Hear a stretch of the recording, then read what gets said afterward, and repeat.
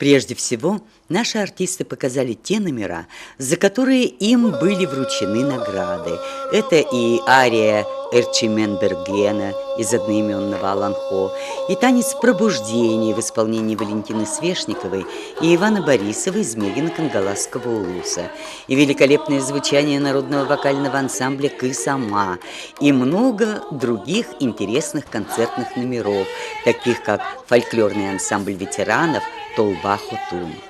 И, как говорят сами артисты, все это благодаря региональному представителю международных фестивалей самодеятельного искусства «Единство России, богатство России» Екатерине Семеновне Ощепковой, которая вот уже несколько лет ведет большую подвижническую работу.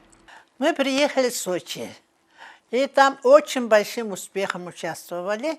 Наши великолепные, очень даже, можно сказать, хорошие ансамбли из Якутии. Например, Кысама, народный ансамбль из села Бага, 2 гран-при взял. Жизнь городов и международная программа «Планета искусства». Это очень обрадует. И еще прекрасный фольклорный ансамбль из Сырдаха, города Якутска, под чутким руководством Георгия Ивановича.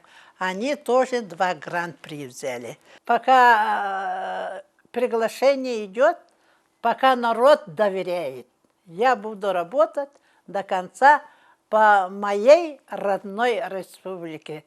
Отрадно, что наши самодеятельные артисты вносят свой весомый вклад в укрепление имиджа республики. Наталья Сазонова, Михаил Кулаков, НВК «Саха», Москва.